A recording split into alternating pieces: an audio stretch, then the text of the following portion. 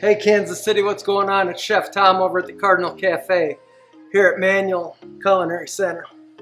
Today, we are going to make some killer tacos, okay? And not only that, but we are going to make awesome pico de gallo. Okay, this really is super easy. We're going to start out with some knife work. So what do we got to do? That's right, we got to sharpen our knives. Every single time. A dull knife is a dangerous knife.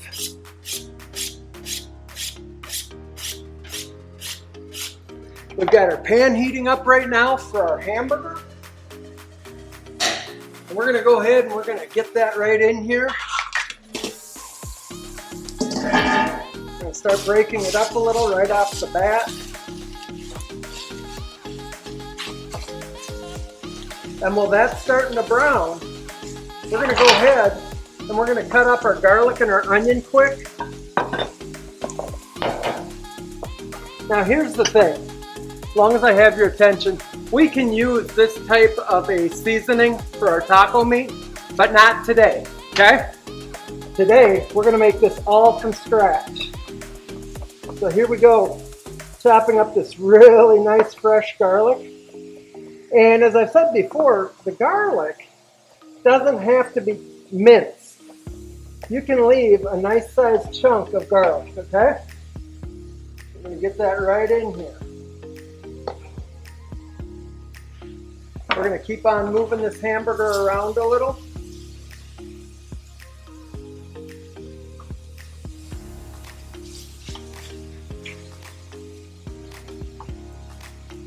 And sometimes they'll call this just-in-time cooking, because by the time I can make my pico and cut up all my ingredients, this hamburger and onions and stuff should be done. Remember how we cut up an onion? Right? Bring it across and then start slicing.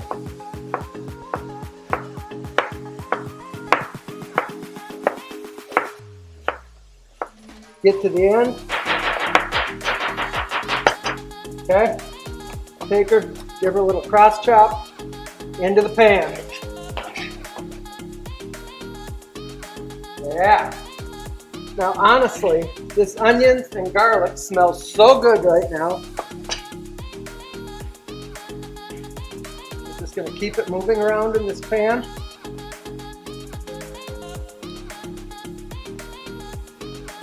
So, taco meat is typically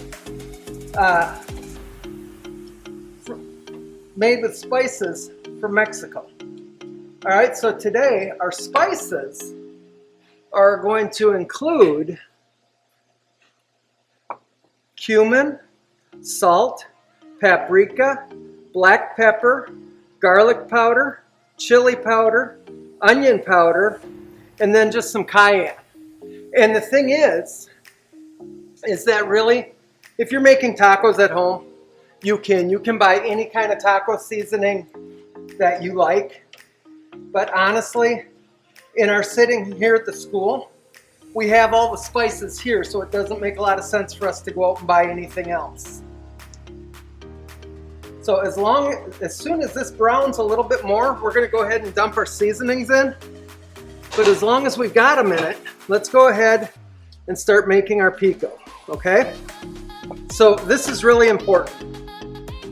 A jalapeno, when you cut into a jalapeno, there's something in here called capsaicin, and that's what makes it spicy. Now, if you don't want your jalapeno all that spicy, the best way to do it is to just go down the edge like this and not cut out the seeds or the white membrane. And of course, if you want it spicier, you can cut out those seeds and membranes, but then you're just going to take this, give her a little cut, turn it, cut it again, okay, and right into our bowl. In this bowl, you're going to see in just a minute or two, we're going to have fresh, delicious pico, just like is in this bowl that we made a little earlier. We're going to go to our onion, give that a little chop,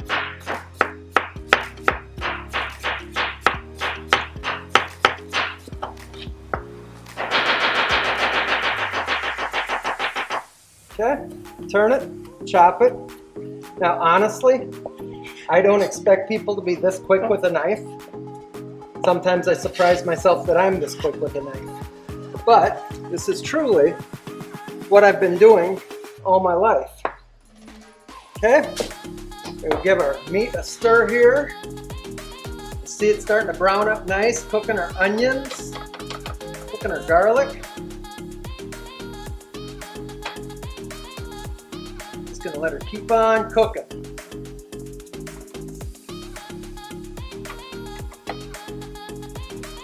And you'll notice the spatula looks like a rubber spatula, and it is, but this is a heat treated spatula, so it will not melt. Okay? Give these tomatoes a cut. Now, you have seen me use a serrated knife in the past to cut tomatoes. But when I'm slicing, I really prefer my French knife. Because as you'll see in a second, when we pick up ingredients off the board, this French knife will help us to grab up some of this juice as well. See that? We're just going to cut up the other side real quick.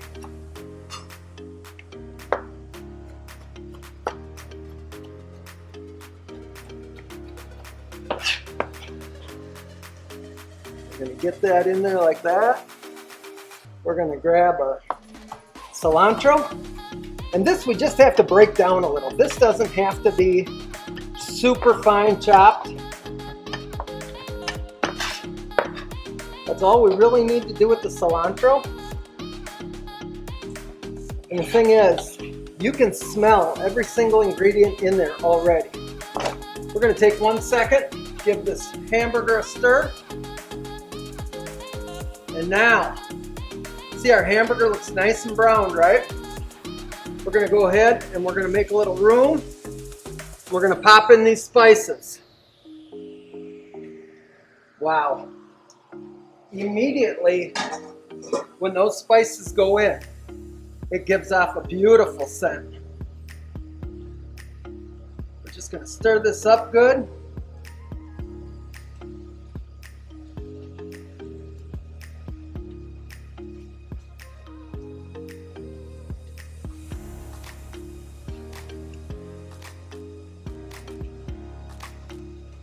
Look at that. So that is good looking taco meat. I'm telling you what. We're going to go ahead and we're going to shut this down. And we're going to cut a lime. Remember how we did our lemon before? We cut it not near the seeds. We're doing the exact same thing with the lime. Okay, we're going to squeeze right in here. Then we're going to take our spoon right here. We're just going to stir this up. And guess what? You just made pico de gallo. And honest to goodness, that's all it takes. Now some people might throw in a little salt and a little pepper, and that's fine. But I really, really love it as fresh as I can get it. Okay? Look at that. So, we're going to take 1 second and we're going to wipe down. We're going to come right back and do a couple plates, all right? Be right back. All right, look at how nice this taco meat looks. All right, so realistically, we've got just about everything we need for tacos. We just got to cut up a little lettuce. We're just going to take this lettuce right down the middle like this. And we're going to take it. We're going to cut it real fine, okay? We're just going to shred it.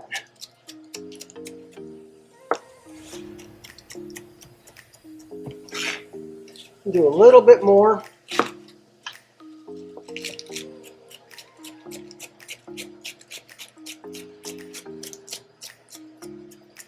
You know, one of the things about tacos is fresh, fresh, fresh.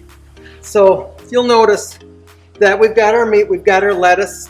We're gonna go ahead with the fresh pico and not worry about tomatoes, and then we've got some cheese here. So when we build our tacos, we're just gonna take our plate and a couple of shells. Now, don't ever be shy about putting your shells in the oven for about 5 minutes on around 300 degrees, okay?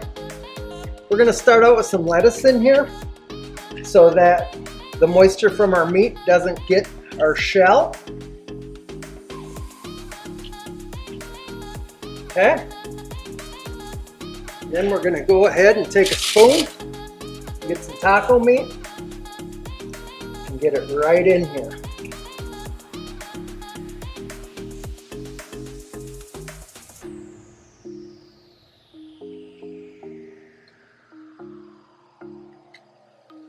We've got a couple of different kinds of shells here, just in case you want to be fancy.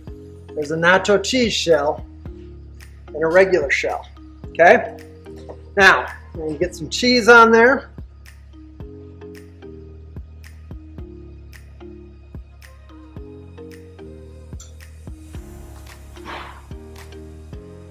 Then we're going to finish these babies up with a little bit of pico.